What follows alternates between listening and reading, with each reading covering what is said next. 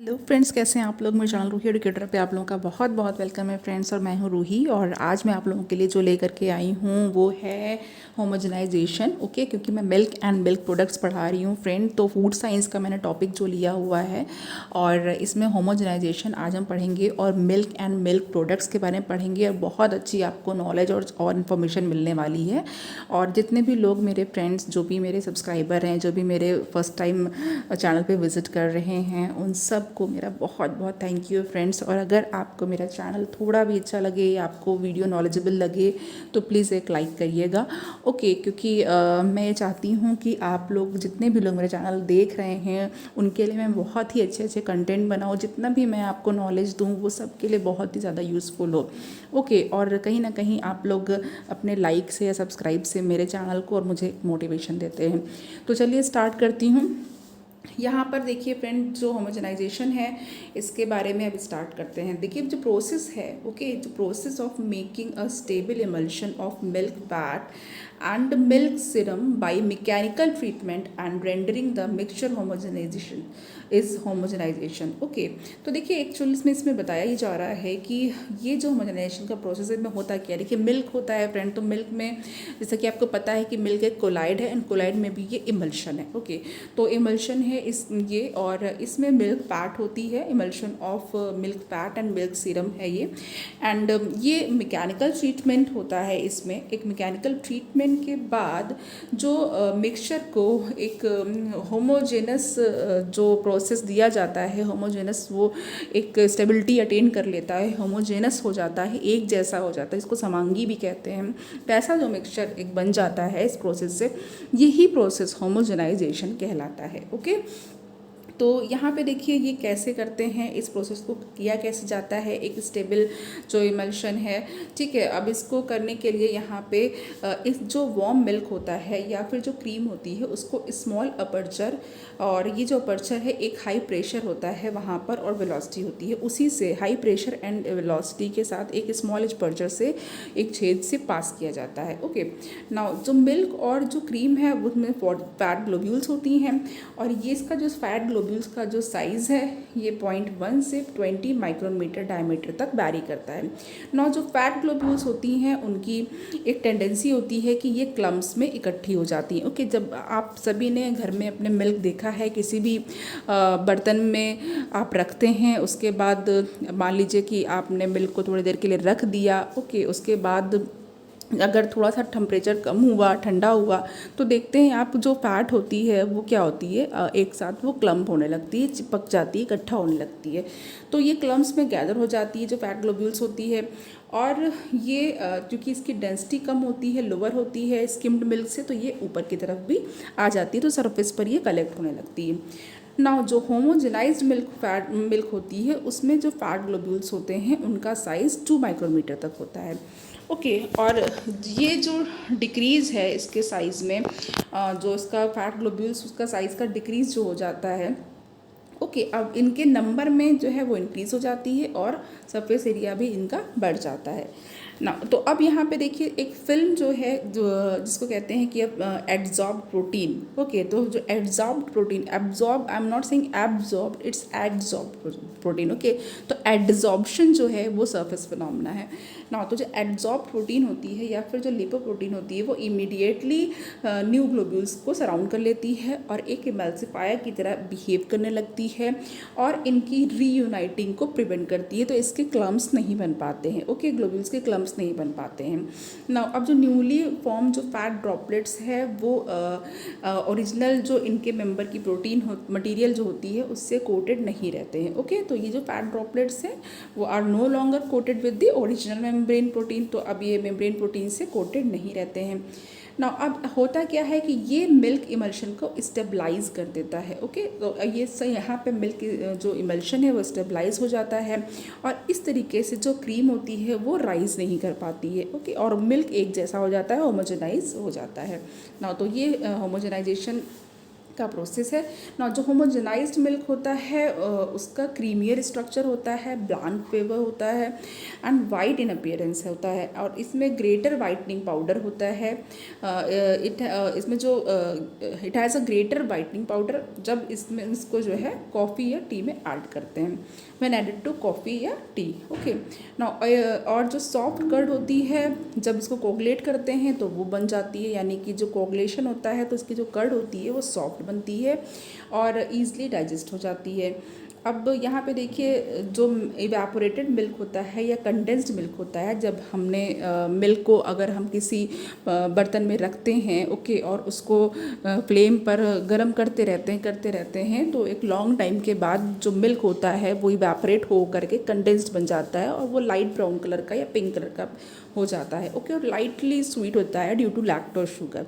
तो यहाँ पे देखिए ये बताया जा रहा है कि जो मैन्युफैक्चर है इवेपोरेटेड मिल्क का या फिर कंडेंस्ड मिल्क का, और जो आइसक्रीम होती है, ओके, तो वो होमोजेनाइजेशन को रिड्यूस करती है, और जो सेपरेशन होता है फैट का उसके बाद यहाँ पे ओके एक स्मूदर मिक्सचर में इसको चेंज कर देता है of the finished product. Now homogenization जो है ये एक्शन ऑफ लाइपेज को एक्सेलरेट करता है और जो फैट की डेंसिटी जो है वो वहाँ पे हो जाती है ना। तो homogenization accelerates the action of lipase and density of fat takes place. Okay, now the homogenization is done before the pasteurization. तो होमोजेनाइजेशन को जनरली पास्चराइजेशन के पहले कर लिया जाता है, और पास्चराइजेशन का प्रोसेस मैंने अपने लास्ट वाले जो लेक्चर था उसमें बताया हुआ है। ओके, तो यहाँ पर हम देखते हैं जो मिल्क की प्रोसेसिंग होती है डेयरिंग फार्म में, इसको कैसे कर रहे हैं इसको भी एक बार देख लेते हैं। नाउ जो मिक्स्ड मिल्क है, जैसे कि काऊ का और बफेलो का मिल्क मिक्स कर लिया गया है और कलेक्शन सेंटर से ये ले लिया जाता है। इसे 5 डिग्री सेंटीग्रेड पर 6 to 8 आवर के लिए चिल किया जाता है और 24 आवर्स के अंदर ही डेयरी फार्म्स पे ट्रांसपोर्ट कर दिया जाता है। नाउ जो असेसमेंट है इसकी मिल्क की क्वालिटी का वो किया जाता है, तो जिसे फैट 3% है, SNF 8.5% है। नाउ इसको प्लेट चिलर्स में पंप किया जाता है और 0 डिग्री सेंटीग्रेड तक चिल्ड कर दिया जाता है। नाउ अब ये जो रॉ मिल्क है स्टोरेज टैंक में उससे पास किया जाता है, एंड जो पॉस्चराइजेशन होता है at 80 degree centigrade at the rate of 10,000 litre per hour. Okay, ये वाला प्रोसेस किया गया। देन इसको सिलोज में पास कर देते हैं एंड फर्स्ट स्टेज पे होमोजेनाइज किया जाता है under 500 PSI and second stage पे होमोजेनाइजेशन जो होता है वो 2000 PSI पर होता है। ओके, अब यहाँ पे देख लीजिए, आपको एक फ़ोटो दिख रही है, ये हैं डॉक्टर वर्गीस कुरियन। ओके, ये डॉक्टर वर्गीस कुरियन है, नाम बताते ही आप लोगों को पता चल गया होगा कि इन्होंने वाइट रेवोल्यूशन किया था। ओके, इनको इंडिया में डेयरी डेवलपमेंट प्रोग्राम के लिए भी जाना जाता है। तो इंडिया का जो डेयरी डेवलपमेंट प्रोग्राम है वो वर्ल्ड का लार्जेस्ट है और ये वाइट रेवोल्यूशन के नाम से जाना जाता है। और डॉक्टर वर्गीस कुरियन को मिल्क मैन कहा जाता है, मिल्क मैन ऑफ इंडिया, और इन्हें वर्ल्ड फूड प्राइज़ मिला था in 1989 in recognition of his contribution towards white revolution. Okay, now तो अब ये जो एज अ रिज़ल्ट हुआ क्या कि जो इनोवेटिव गवर्नमेंट स्कीम्स थी जैसे कि ऑपरेशन फ्लड है and national dairy development board है, ये सब क्रिएटेड किया गया और as a cooperative infrastructure. And ये जो है इसका जो इफ़ेक्ट हुआ या ये इफ़ेक्टिव हुआ जो है फ्लड ऑफ रूरली प्रोड्यूस्ड मिल्क, इसके लिए इसको क्रिएट करने के लिए इफेक्टिव रहा। एंड यहाँ पे जो रिम्यूनरेटिव प्राइस है एंड जो ready market to the urban consumer है, okay, with the wholesome milk, और ये at a stable and reasonable price, वो उनको प्राइस भी प्रोवाइड कराया गया। ओके, जैसे कि गांव से या विलेजेस में लोगों के पास मिल्क होता था, लेकिन उनको एट दैट टाइम उस मिल्क को कैसे मतलब यूज़ करना है और कैसे उससे अर्न भी कर सकते हैं वो, तो इन सब के लिए इन्होंने इनको डायरेक्ट किया।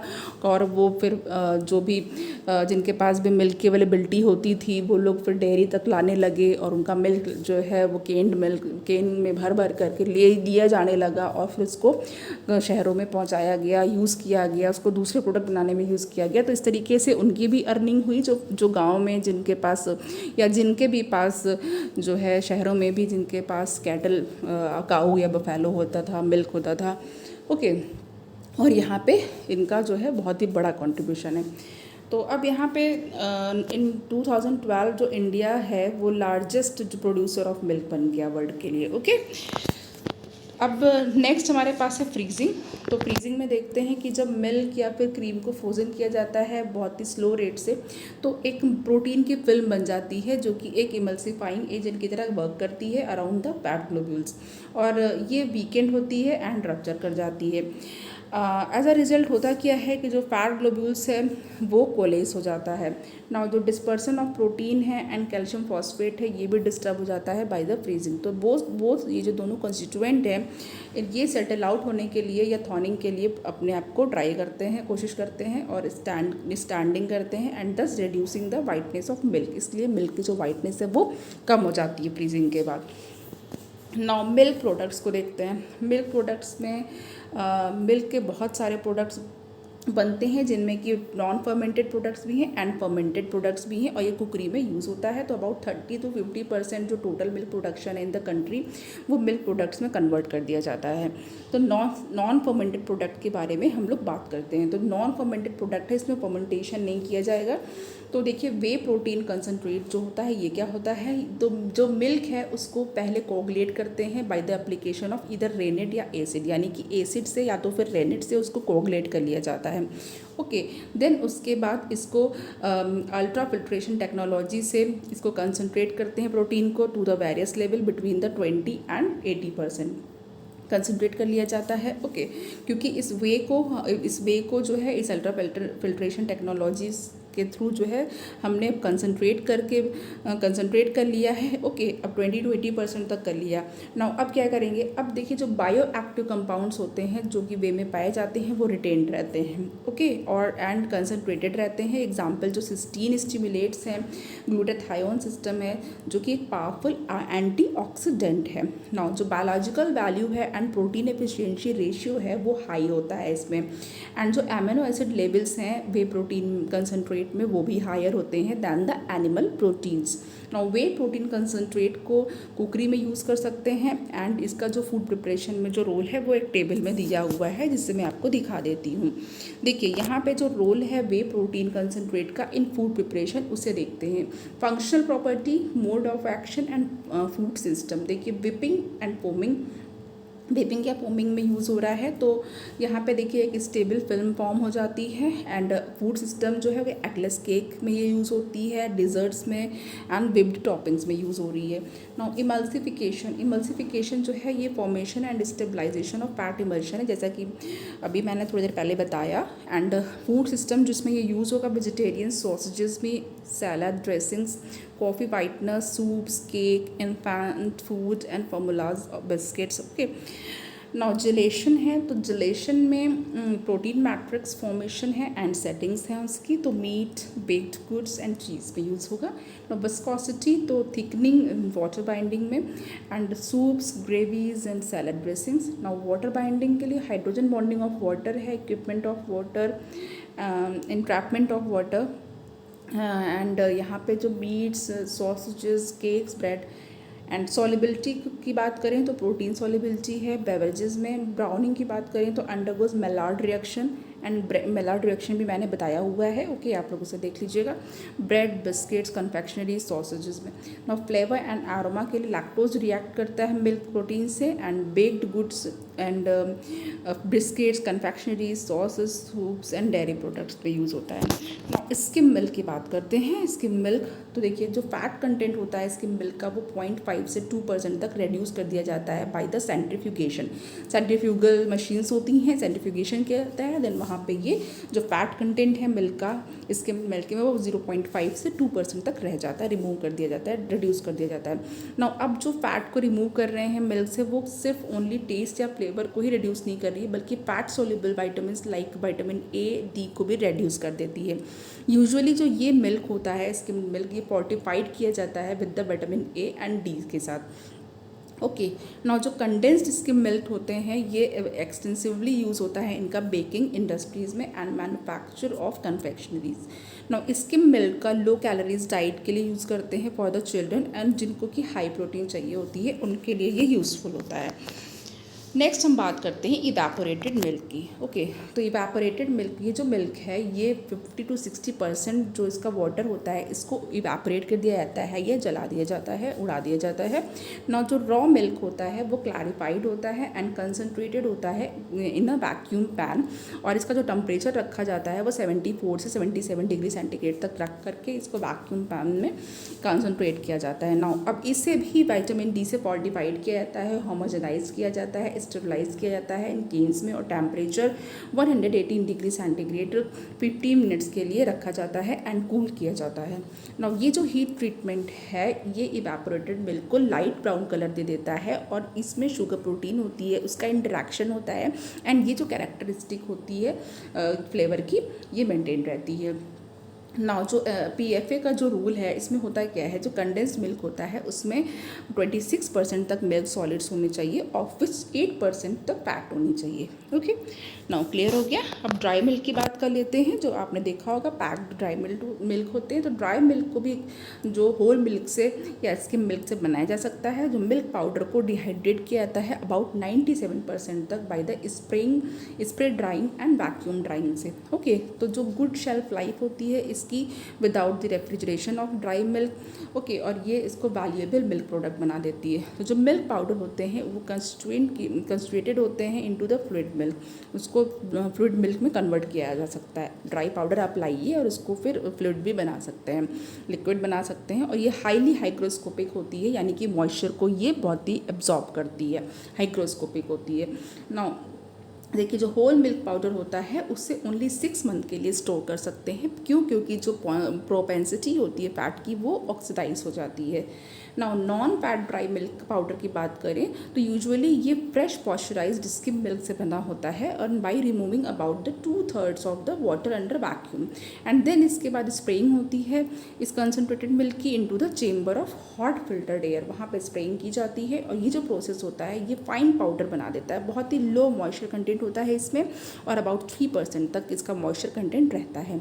नाउ जो इंस्टेंट यहाँ पे देखिए, जो instant non fat dry milk जो होता है वो रीडली कोल्ड वाटर पर डिस्पर्स हो जाता है।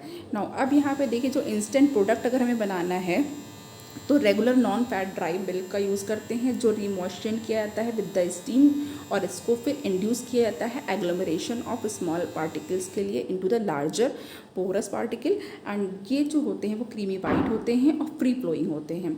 नाउ जो स्प्रे ड्राइंग होती है स्किम मिल्क की वो लेस देन 20% होती है, और उसका जो लॉस होता है लाइसिन का, यहाँ पे लॉस ऑफ लाइसिन होता है, एंड रोलर ड्राइंग जो होती है वो can produce loss up to 40%। Now जो पैकिंग होती है अंडर वैक्यूम या फिर विद इनर्ट गैस इंक्रीज करती है इसकी स्टेबिलिटी को। तो चलिए नेक्स्ट हम लोग देख लेते हैं, एक फ़्लो चार्ट है। फ़्लो चार्ट में यहाँ पे मिल्क पाउडर की मैन्युफैक्चरिंग शो की गई है। नाउ मिल्क है, इसको क्लैरिफिकेशन किया गया, देन फैट का सेपरेशन किया गया, स्टैंडर्डाइजेशन किया गया, देन पास्चराइजेशन किया गया, इवेपोरेशन किया गया वैक्यूम में, देन मिल्क कंसनट्रेट बन गया। अब मिल्क कंसनट्रेट में यहाँ पे 30% TS है और यहाँ पे 40 to 45% TS है। नाउ रोलर ड्रायर किया गया, देन मिलिंग की गई, और यहाँ पे देखिए हॉट एयर में पास कराया गया, देन स्प्रे ड्रायर किया गया है। ओके, अब यहाँ पे मिलिंग के बाद सीविंग की गई है, देन पैकेजिंग कर ली गई, यहाँ पे स्प्रे ड्रायर किया गया, देन कूलिंग हुई, साइक्लोन किया गया, पैकेजिंग की गई, एंड यहाँ पे देखिए एयर का साइक्लोन है। ओके, तो मैन्युफैक्चरिंग ऑफ मिल्क यहाँ पे आपने देख ली। नेक्स्ट है sweet and condensed milk. Okay, तो स्वीट एंड कंडेंस्ड मिल्क हम सभी लोग यूज़ करते हैं इसको। स्वीट एंड कंडेंस्ड मिल्क जो अनलाइक इवेपोरेटेड मिल्क के स्टेराइल नहीं होता है, एंड मल्टीप्लिकेशन होता है इसमें माइक्रो ऑर्गेनिज्म का इन दी प्रोडक्ट, और इसको कैसे प्रिवेंट करते हैं, इसमें जो है शुगर को ऐड कर देते हैं, जिससे कि बहुत स्वीटनेस की वजह से इसमें माइक्रोब्स की ग्रोथ नहीं हो पाती है। नाउ ये जो प्रोडक्ट होता है वो पॉस्चराइज्ड मिल्क से बनाया जाता है, और ये कंसनट्रेटेड होता है और स्वीटेंड होता है विद सुक्रोज। इसको मीठा करने के लिए सुक्रोज ऐड किया जाता है।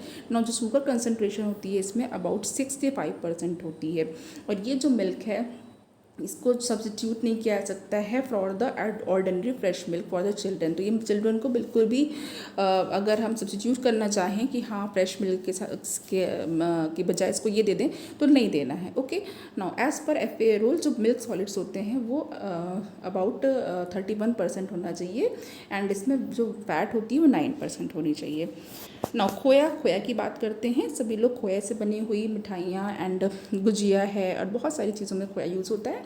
तो देखिए जो खोया है वो सेमी सॉलिड होता है और इसको भी मिल्क से ऑब्टेन करते हैं। कैसे? इसको इवेपोरेट करते हैं इन दी ओपन पैन। अगर हम लोग मिल्क को ओपन पैन में रख करके बहुत देर तक बिल्कुल कंडेंस करते हुए उसको बिल्कुल ही ज़्यादा कंडेंस कर देते हैं तो वो लास्ट में जो बचता है वो खोया होता है। ओके, ऐसे ही हम लोग अपने घरों में खोया बनाते हैं और उस खोए को ही यूज़ करके, फ्रेश खोए को यूज़ करके हम लोग स्वीट्स बना लेते हैं।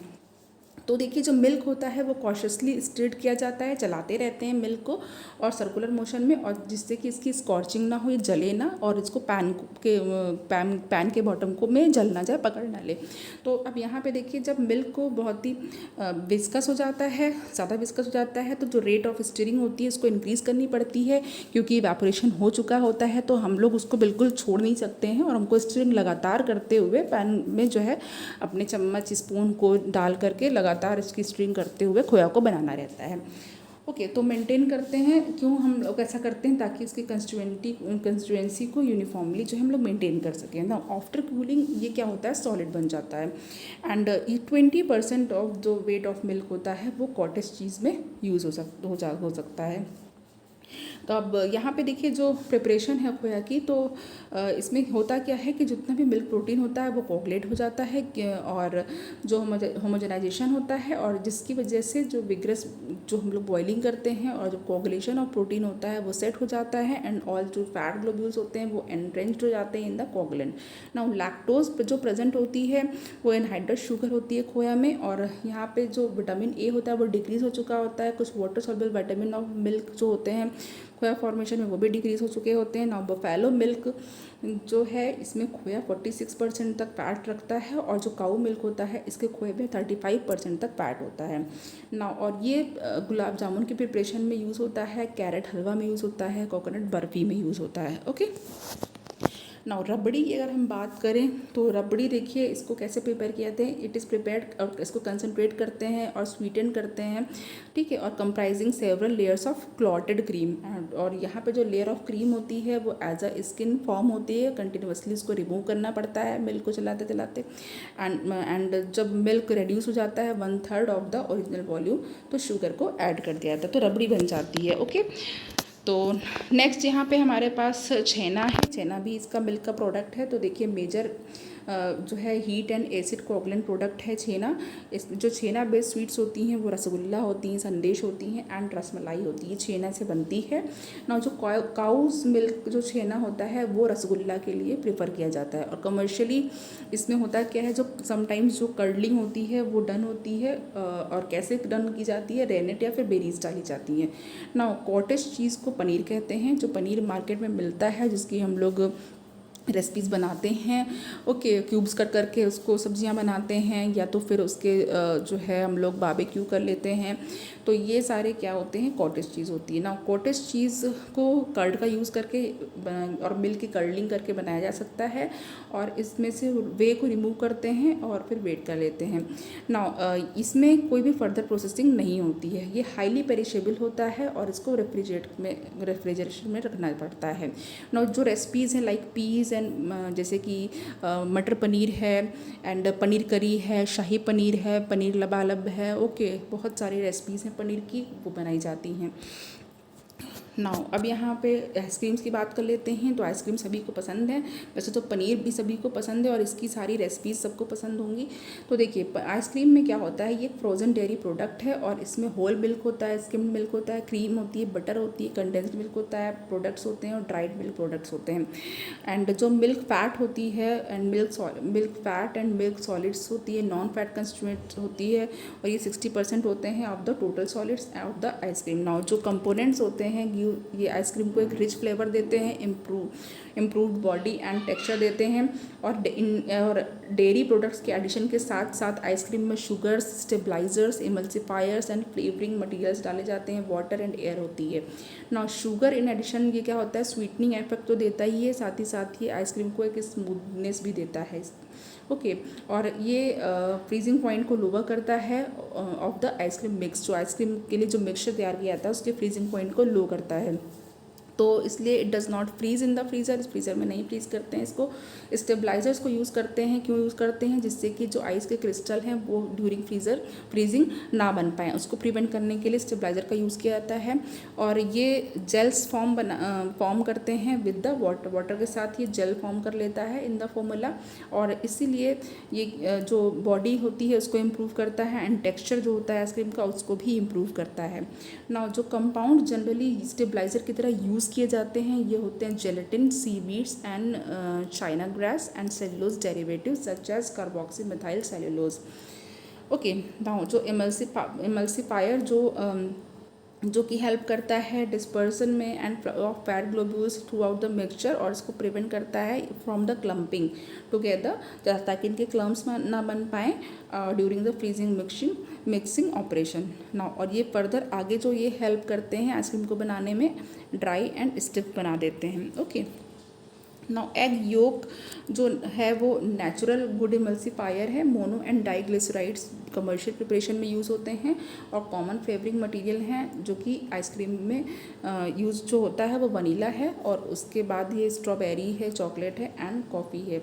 एंड जो लार्ज नंबर ऑफ फ्रूट्स हैं, नट्स हैं, वो भी टेस्ट को इम्प्रूव करने के लिए ऐड किए जा सकते हैं। स्टैंडर्डाइज मिल्क क्या होता है? स्टैंडर्डाइज मिल्क में जो फैट कंटेंट होता है वो 4.5% पे मेंटेन रहता है, और जो एसएनएफ होता है 8.5% होता है, और ये जो बुफैलो मिल्क और स्किम मिल्क के मिक्सचर से प्रिपेयर किया जाता है। नाउ टोन्ड मिल्क को जो स्किम मिल्क पाउडर होते हैं उनको बुफैलो मिल्क के साथ 7% जो उनमें फ़ैट होती है उसके साथ मिक्स करके रिकॉन्स्टिट्यूट किया जाता है, फिर से तैयार किया जाता है।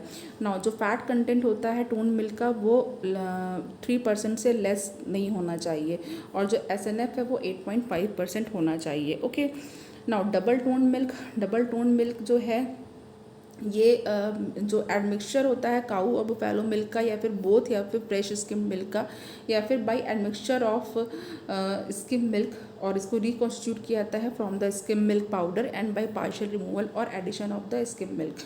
नाउ ये पॉस्चराइज्ड होना चाहिए और इसमें निगेटिव फॉस्फेट टेस्ट आना चाहिए। फॉस्फेट टेस्ट भी मैंने मिल्क के चैप्टर में पढ़ाया है, जब से मैं मिल्क का लेक्चर स्टार्ट किया मैंने बहुत सारी चीज़ें बता दी हैं, तो आप ज़रूर देखिएगा ना। और ये जो फैट कंटेंट होता है इसको 1.5% से लेस होना चाहिए, और इसका जो एसएनएफ है वो 9% से लेस नहीं होना चाहिए। नाउ रिकम्बाइंड मिल्क क्या होता है? जो रिकम्बाइंड मिल्क होता है ये होमोजेनाइज्ड प्रोडक्ट होता है, और ये मिल्क फैट से, नॉन फैट मिल्क सॉलिड से एंड वाटर से प्रिपेयर किया जाता है। इसको भी पॉस्चराइज्ड होना चाहिए और इसमें निगेटिव फॉस्फेट टेस्ट आना चाहिए। नाउ इसका जो फैट कंटेंट होता है ये 3% से लेस होना चाहिए, और जो एसएनएफ है वो 8.5% होना चाहिए। नाउ नेक्स्ट है स्टरलाइज्ड मिल्क। तो जो स्टरलाइज्ड मिल्क है उसको देख लेते हैं। जो स्टैंडर्ड काऊ या फिर बुफैलो मिल्क है उसको वो स्टरलाइज्ड होता है बॉटल में बाय द हीटिंग कंटिन्यूसली और to a temperature of the 115 degree centigrade for 15 minute, यानी कि 115 डिग्री सेंटीग्रेड टेम्परेचर रखना है, 15 मिनट के लिए रखना है, जिससे कि जितने भी माइक्रो ऑर्गेनिज्म हैं उनका डिस्ट्रक्शन हो जाए, और फिर रूम टेम्परेचर पे उनको जो है प्रिवेंशन करते हैं। तो ये जो है 85 डेज से लेस नहीं होना चाहिए from the date of manufacturing. Okay, और इसको सोल्ड करते हैं कंटेनर्स में in which milk was sterilized. उसी कंटेनर में सोल्ड करना पड़ता है जिसमें कि मिल्क को स्टरलाइज किया गया है। नाउ अब ultra high temperature processed milk देख लेते हैं, UTH। तो मिल्क को हीट करते हैं टेम्परेचर जो कि हायर देन, मतलब जो पॉस्चुरेशन के लिए जो ज़्यादा होता है एंड उससे हायर होता है, तो 138 से 150 डिग्री सेंटीग्रेड का करते हैं 2 से 6 सेकेंड्स के लिए। फिर अंडर स्टेराइल कंडीशन ये पैकेज्ड होता है into the pasteurised containers, and then उसके बाद एसेप्टिकली सील किया जाता है जिससे कि स्पॉइलेज ऑफ ऑर्गेनिज्म वो नहीं हो पाता है। एंड जो हाइड्रोजन पेरोक्साइड है उसको भी स्टेरलाइज करने के लिए यूज़ किया जाता है। नाउ जो अब UHT मिल्क होता है उसको अनरेफ्रिजरेटेड कंडीशन में 3 मंथ्स के लिए हम लोग स्टोर करके रख सकते हैं। नाउ UHT मिल्क को जो है उसमें कुक्ड फ्लेवर होता है क्योंकि डीनेचुरेशन हो जाता है बी प्रोटीन का, बीटा ग्लोब्यूलिन का, एंड ऑफ फ्लेवर्स डेवलप हो जाते हैं due to chemical and enzymatic activity. तो जो एडिशन ऑफ फ्लेवरिंग मिल्क है वो क्या करती है, मास्क ऑफ कर देती है फ्लेवर को। नाउ फिल्ड मिल्क, जो फिल्क मिल्क है वो भी होमोजेनाइज प्रोडक्ट है और इसे रिफाइंड वेजिटेबल ऑयल से and non fat milk solid से प्रिपेयर किया जाता है और वाटर से के साथ मिक्स किया जाता है। ना इसमें जो फैट कंटेंट होता है वो 3% से कम नहीं होना चाहिए और SNF 8.5% होना चाहिए। ना फ्लेवर्ड मिल्क, तो फ्लेवर्ड मिल्क जो है इसमें कार्डमम, पिस्ता, बनाना, स्ट्रॉबेरी, चॉकलेट, कॉफ़ी या कोई अदर एडिबल फ्लेवर होने चाहिए। Edible food colour, ham and cane sugar होती है। ना ये या तो पॉस्चराइज किए जाते हैं या स्टरलाइज किए जाते हैं और इनकी जो शेल्फ लाइफ है वो भी हाई होती है क्योंकि ये स्टरलाइज्ड किए जाते हैं। नाउ अब यहाँ पर देखते हैं, यहाँ पे देखिए फ्रेंड, जो ये जो CO2 कार्बन डाइऑक्साइड है वो उसकी शेल्फ लाइफ को, की जो डेयरी प्रोडक्ट की जो शेल्फ लाइफ होती है उसको एक्सटेंड कर देती है by displacing some of the oxygen, जो कि स्पॉयलेज ऑफ बैक्टीरिया के लिए ज़रूरी होती है। यानी कि बैक्टीरिया को अगर ऑक्सीजन मिल रही है तो स्पॉयलेज कर पाएगा वो, ओके, तो उसको डिस्प्लेस कर देती है। नाउ जो non fat milk based drink होती हैं उसमें सेम न्यूट्रिशन होता है जैसा कि स्किम मिल्क में होता है और ये डिज़ाइन की जाती हैं to appeal to kids through the addition of interesting flavours, ताकि किड्स उनको लेना पसंद करें। उसमें अच्छे फ्लेवर्स डाले जाते हैं और बिट ऑफ कार्बोनेट भी किया जाता है, यानी कि CO2 भी डाली जाती है ना, और ये कमर्शियली प्रोड्यूस किया जाता है। क्रीम, अब ओके, अब क्रीम की बात करते हैं। तो देखिए जो मिल्क फैट होती है वो सेपरेट कर ली जाती है मिल्क से बाय द सेंट्रीफ्यूगेशन, उसी को क्रीम कहते हैं। घर में भी क्रीम निकालने का प्रोसेस किया जाता है। मिल्क को पहले आप बॉयल कर लीजिए, उसे ठंडा कर लीजिए बाहर, देन उसके बाद उसको फ्रिज में रख दीजिए। उसके बाद आप देखेंगे कि एक थिक लेयर ऑफ क्रीम जम गई है। फिर उस क्रीम को कलेक्ट कर लेते हैं, ओके, एंड कलेक्ट करते रहते हैं और अबाउट 1 वीक या फिर जितना भी आप 3 डेज 4 डेज जितना करना चाहते हैं क्रीम को कलेक्ट करके। उसके बाद देन उसको घर में चर्नर्स जो होते हैं, जिसको मथनी भी कहते हैं, चर्नर, उससे मम्मी लोग उसको चर्निंग करती हैं। देन उसके बाद क्रीम और अच्छी ऊपर निकल आती है, ओके, और फिर उसको गर्म करके घी भी निकाल सकते हैं उससे, तो घर का फ्रेश घी खा सकते हैं आप ना। तो जो क्रीम होती है इसमें वेरियस अमाउंट ऑफ फैट होती है और ये डिफरेंट जो रिक्वायरमेंट्स होती हैं उनको पूरा करती है। एंड जो मिक्सचर है मिल्क का एंड मिल्क फैट का वो 10 to 12% होता है, उसको हाफ करना होता है। एंड जो हाई परसेंटेज होता है फैट का वो मोर स्टेबल फॉर्म को बनाता है। नाउ क्रीम को बटर मेकिंग के लिए यूज़ कर सकते हैं, इसमें 25 से 40% तक इसको इसमें होना चाहिए, ओके, जो कंटेन ये करता है 25 से 40% तक क्रीम होती है इसमें। नाउ क्रीम को बेक्ड प्रोडक्ट्स के लिए यूज़ कर सकते हैं और सैलड ड्रेसिंग के लिए यूज़ कर सकते हैं। इसमें जो क्रीम होती है 18% फैट होती है और ये पॉस्चराइज्ड होता है एट 70 to 75 डिग्री सेंटीग्रेड पर for the 30 minutes to kill the bacteria. Now जो क्रीम होती है उसको इनॉक्यूलेट करते हैं with the controlled culture of the lactic acid bacteria, जिसकी वजह से डिज़ायरेबल एसिड टेस्ट होता है इन द फिनिश्ड प्रोडक्ट। ना कोलेस्ट्रम क्या होता है, कोलेस्ट्रम के बारे में भी आपको पता होगा। कोलेस्ट्रम देखिए जो मिल्क होता है from the newly cowed animals, like जैसे कि जो भी अगर मान लीजिए काऊ है या वो फैलो है, ओके, तो उसने जो भी अपना जो काफ उसका जो पैदा हुआ होता है उसके बाद जो फर्स्ट मिल्क येलो कलर का आता है, बहुत ही थिक, बहुत ही हाईली प्रोटीन वाला न्यूट्रिएंट जो होता है, और उसको क्या कहते हैं, कोलेस्ट्रम कहते हैं। यानी कि जो फर्स्ट मदर्स मिल्क होता है इवन ह्यूमन में भी, तो उसको क्या कहा जाता है, कोलेस्ट्रम कहा जाता है। ये लाइट येलो कलर का होता है, बहुत ही हाईली न्यूट्रिएंट्स होते हैं, हाईली न्यूट्रिशियस होता है और इसमें प्रोटीन्स बहुत ज़्यादा होती हैं। तो और इसमें एसिडिटी हाई है, रिच इन प्रोटीन है एंड कैरोटीनॉइड्स होते हैं और ये कोगुलेट हो जाता है बहुत ही लो टेम्परेचर पे। और जो मिल्क होता है वो डाइल्यूट होता है विद ऑर्डिनरी मिल्क के साथ, इसको डाइल्यूट कर लिया जाता है और फिर स्टीम कुक किया जाता है विद जैगरी एंड कार्डमम्स। तो इसको फिर पीसेस में भी कट कर सकते हैं। तो यहाँ पे देखिए फ्रेंड्स, अब यहाँ पे कोलेस्ट्रम, यहाँ पे एक टेबल है जिसमें कि जो food safety and standard act है for milk and milk products के लिए, तो इसको भी देख लेते हैं। देखिए मिनिमम परसेंट जो है मिल्क फैट का एंड मिल्क सॉलिड्स का नॉन फैट्स के लिए क्या है, तो काऊ मिल्क के लिए 3.5 है, देन ये 8.5 है। बुफेलो मिल्क के लिए है, मिक्स्ड मिल्क के है, standardize milk, toned milk, double toned milk, full cream milk, skimmed milk and butter not less than 66% milk fat. तो यहाँ पे देखिए जो मिल्क फैट जो है मिनिमम परसेंट कितना होना चाहिए, ठीक है, तो ये अलग अलग दे रखा है, आप इसको देख सकते हैं। तो मिनिमम परसेंट यहाँ पे आप 3.5 है, देन 5 है, 4.5, 4.5, 3, 1.5, 6 and 0.5, okay. And milk solids के लिए भी आप यहाँ पे टेबल में देख सकते हैं, ओके। तो अब आगे देखते हैं। तो यहाँ पे देखिए फ्रेंड, यहाँ पे तो आज के लिए जो भी मैंने ये मिल्क और मिल्क प्रोडक्ट्स के बारे में बताया, एंड ये आपको बहुत पसंद आएगा। बहुत ही अच्छा है ये, हर किसी को इसके बारे में नॉलेज होना चाहिए। ओके, क्योंकि हम अपनी डेली बेसिस में जो भी चीज़ें यूज़ कर रहे हैं, जो भी चीज़ें खा पी रहे हैं, जो भी हमारे हेल्थ के लिए इंपॉर्टेंट है, क्योंकि हेल्थ हमें एक ही बार मिलती है, जान है तो जहान है। ओके, तो ये सारी चीज़ें आपको बिल्कुल पता होनी चाहिए, हर एक को पता होना चाहिए। ओके, तो चलिए, बहुत ही अच्छा लेक्चर है और इसको प्लीज़ आप लोग जो है लाइक करिएगा। Okay, thank you so much.